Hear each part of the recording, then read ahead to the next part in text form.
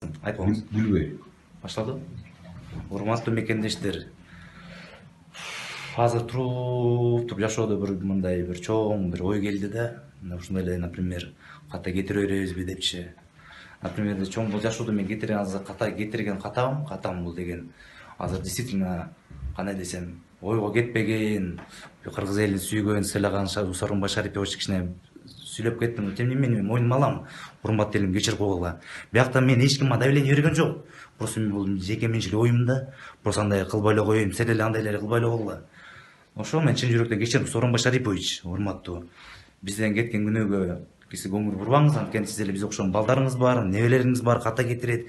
Но тем не менее, бул жашоодо мындай ката кетирбегенге, чоң аракет кылууга мен сизге чын жүрөктөн ваада берем.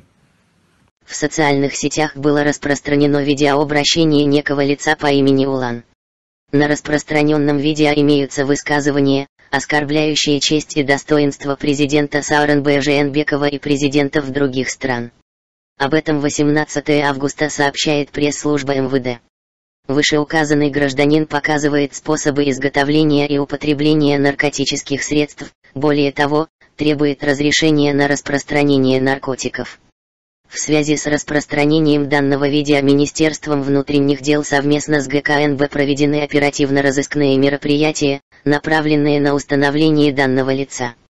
В результате принятых оперативных мер 17 августа примерно в 22 часа в селе Бастери Исыккульского района на территории пансионата «Ривьера» задержан 28-летний житель Бишкека Улан Азисуулу.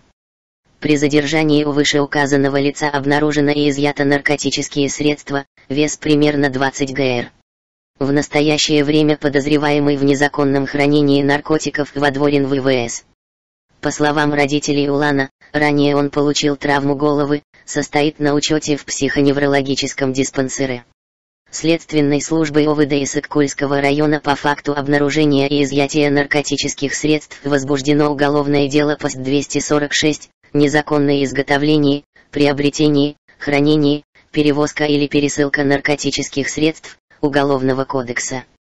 По факту начато расследование. Принимаются меры по установлению соучастника противоправного деяния.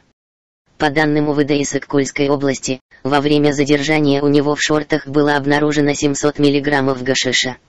Во время осмотра комнаты сотрудники милиции обнаружили 11 граммов и 500 мг марихуаны.